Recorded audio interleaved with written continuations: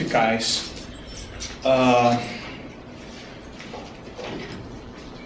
Eu, olhando para vocês aqui, eu me lembro de uma certa forma, de uma outra turma, muito parecida com essa, assim, mais ou menos com essa mesma quantidade de pessoas, onde eu contava para essa turma a respeito da profundidade da hipnose, da comunicação hipnótica, e o que significativamente na hipnose a gente pode aprender a fazer, muitas vezes de forma consciente, de forma inconsciente. Porque, na verdade, a comunicação hipnótica presente na sua vida faz com que você possa otimizar o seu processo da comunicação interna e da comunicação externa.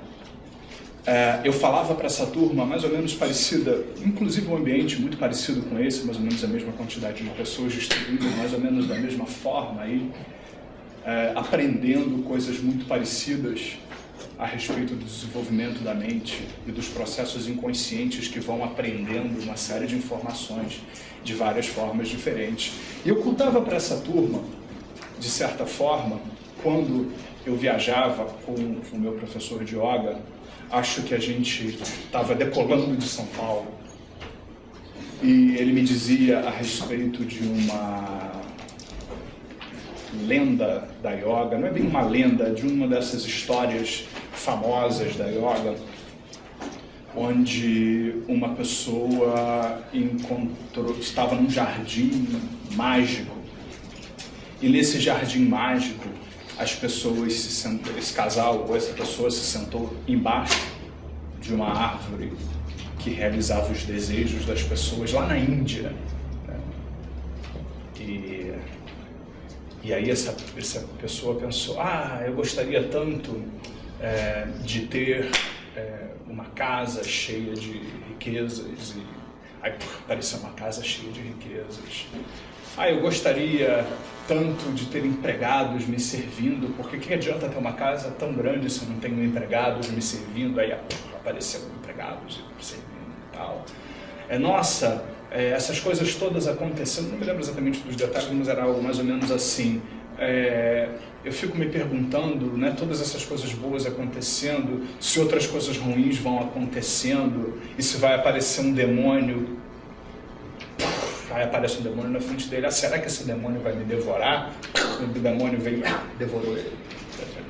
E essa história é muito interessante porque fala sobre aquilo que inconscientemente a gente faz. Eu me lembro de uma paciente minha como psicólogo que eu atendo, e ela saiu do meu consultório, ainda não tinha saído, ela estava dentro do consultório, e ela teve uma enfermidade emocional, vamos dizer assim, muito grande. Ela teve uma depressão muito forte. Por causa da depressão, ela teve um estado de ansiedade, de pânico generalizado, e por causa desse estado de pânico generalizado, ela teve que se afastar do trabalho, mas ela não sabia muito bem como explicar para o filho dela, de 7 anos de idade, mais ou menos, o que ela tinha, né? E ela disse assim no consultório, poxa, se eu ao menos tivesse torcido a minha perna e usasse aquelas botas, tipo do Robocop, que ela dizia assim, né? Aquelas botas que você usa quando não engessa, mas hoje tem muita gente que põe a bota para não engessar, assim meu filho entenderia de alguma forma que a mãe está doente nesse momento. Mas ela disse isso muito no final da sessão, assim, eu tinha outras pessoas para atender e tal. E aí, naquele mesmo dia, ela me liga à noite. Você não vai acreditar no que aconteceu. Eu digo, eu acredito em tudo. Por isso que me lembro da árvore do desejo do demônio, que o professor de yoga disse que eu estava contando para essa turma de alguma forma, naquele voo, decolando de São Paulo para outro estado.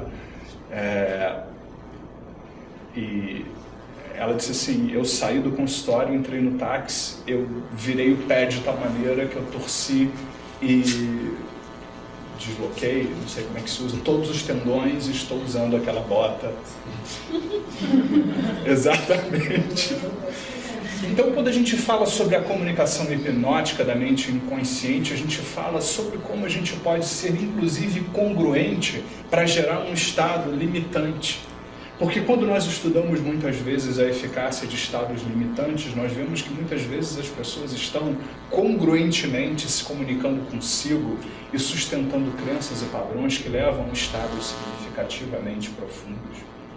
E aí eu conversando com esse professor de yoga, ele me disse, da mesma maneira que a mente cria demônios que podem devorar e devoram efetivamente a pessoa, e nessa metáfora a gente pode pensar, por exemplo, como nesse caso que eu contei para vocês, onde a pessoa disse que talvez se ela tivesse com uma bota, com o pé todo torcido, o filho entendesse melhor o que a mãe tinha, e no mesmo dia ela conseguiu botar essa bota nela, a coisa aconteceu, né? Mas ela falou isso com tanta convicção.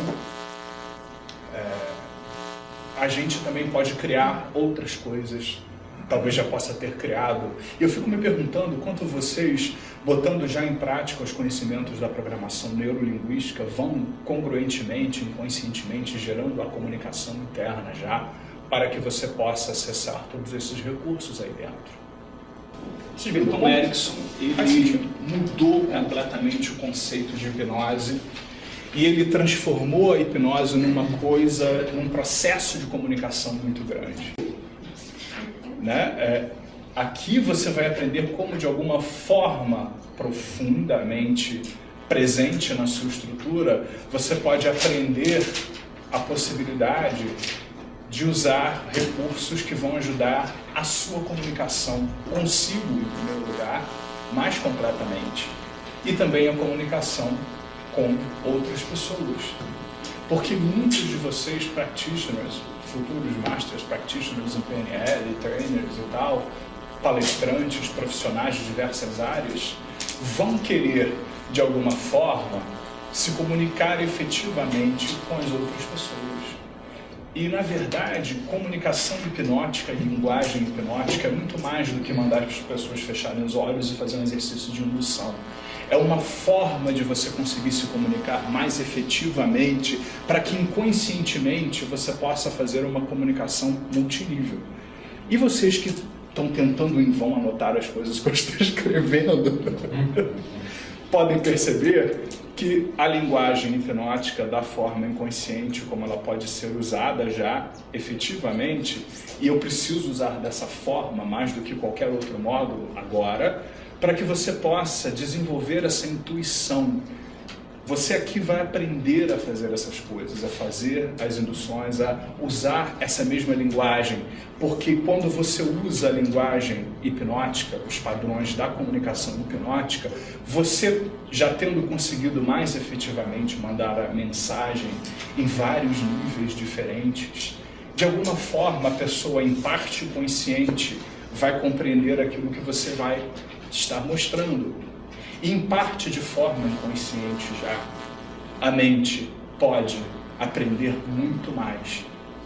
Você vai trabalhar a comunicação multinível na comunicação hipnótica. E tudo isso que vocês estão talvez se perguntando agora, eu sei, que diabos ele está falando? Como é que eu posso fazer isso? Tudo isso pode ser ensinado, nós vamos aprender neste final de semana. Porque, na verdade, mais do que aprender técnicas hipnóticas, isso aí você compra um livro. A maioria dos cursos não ensina a mecânica da comunicação hipnótica. Porque uma vez já tendo compreendido completamente a mecânica da comunicação hipnótica, você pode criar a sua própria técnica, como eu faço aqui. Eu sento aqui, olho para vocês, sinto o ambiente. Olá, tudo bom? Tudo bem? Tente vão resistir. Pode entrar em transe já, completamente. A mecânica da comunicação hipnótica permite com que você possa chegar em qualquer momento, em qualquer lugar, e criar até a sua própria técnica hipnótica, ou pegar qualquer técnica existente e fazê-la acontecer, porque tem pessoas que têm tantas técnicas de tantas pessoas e não conseguem fazer a coisa funcionar. Mas na medida em que você entende e compreende em parte de forma consciente e em grande parte de forma inconsciente, já faz com que você possa fazer qualquer técnica funcionar. Isso significa que você pode imprimir uma comunicação muito mais eficaz e muito mais efetiva.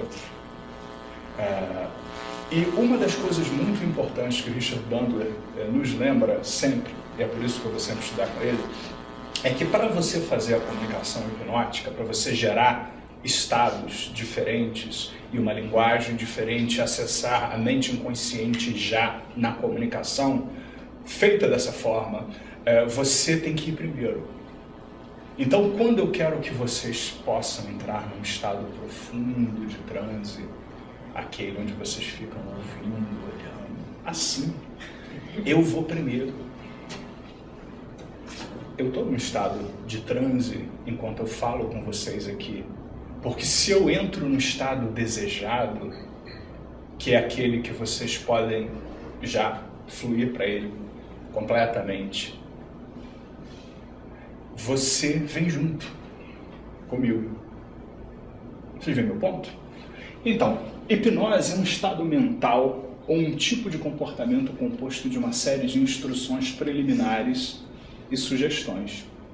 O uso da hipnose com finalidades terapêuticas é conhecido como hipnoterapia. Na verdade, eu posso colocar o iPhone num carrinho de mão, mas eu não posso colocar hipnose num carrinho de mão.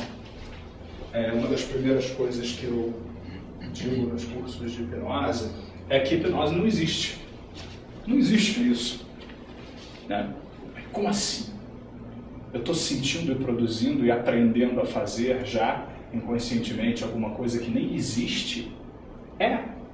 Vocês não veem o que eu não quero dizer? É muito simples. Existem muitos mitos envolvendo a hipnose ainda.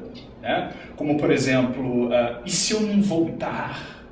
Eu sempre pergunto, mas você está pretendendo ir para onde? Então, existe a hipnose clássica, existe a hipnose moderna, e há muito mito, porque algumas pessoas aprenderam a usar a hipnose de diversas maneiras, então ficou muito aquele mito de que o hipnotizador domina a outra pessoa, e a outra pessoa fica subjugada, e ela tem que fazer tudo aquilo que o hipnotizador fala. A hipnose é um processo de comunicação, e toda hipnose é uma auto-hipnose. Mas há muitos mitos sobre isso. Então, em determinados lugares aqui no Brasil, por exemplo, no interior de São Paulo, eu dei alguns cursos em algumas cidades no interior de São Paulo que tem uma influência religiosa mais forte. Eu não sei por que diabos as pessoas associam a hipnose a uma coisa ruim ou imprópria. A hipnose hoje nunca esteve tão em alta.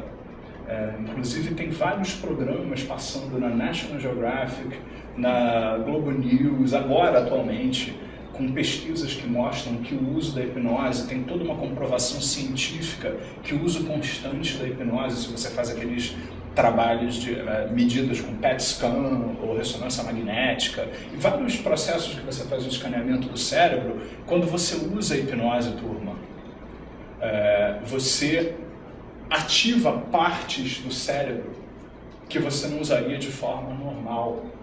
Então, na verdade, eu costumo dizer na metáfora bem verdadeira que fazer hipnose é uma espécie de fisioterapia, onde você vai estimulando o cérebro, a mente, os processos, para que você possa caminhar na direção desejada cada vez mais. Então, há muitos mitos, a gente ainda lida muito com pessoas com uma informação muito imprópria sobre o que é hipnose. Volta e meia, algumas pessoas no consultório dizem assim, não, eu ouvi dizer que você faz hipnose. Eu digo, mas eu não quero que você faça hipnose. Aí eu digo assim, não, vou fazer hipnose. Eu nunca vou dizer para você fechar ou não os olhos e de alguma forma experimentar, entrar num estado diferente, onde você vai experimentando mudanças significativas na forma como você se comunica mais efetivamente com você e utiliza seus recursos internos. Talvez sem se dar conta de como, porque em algum momento da sua vida você usou recursos e conseguiu resultados diversos. E tudo isso sempre presente dentro de você, talvez seja o presente que você possa se dar cada vez mais, ou não. Aí a pessoa geralmente pergunta, mas o que a gente estava falando mesmo? Eu falei, nada. Então, porque hipnose não existe, na verdade existe comunicação. Isso é verdade, é verdadeiro. A hipnose é um processo de comunicação e o objetivo da gente usar a hipnose na programação neurolinguística é porque a PNL é um filho de muitos pais, né? Tem muitos avós interessantes, né? Então, o avô da PNL, um deles, né, é o Milton Erickson.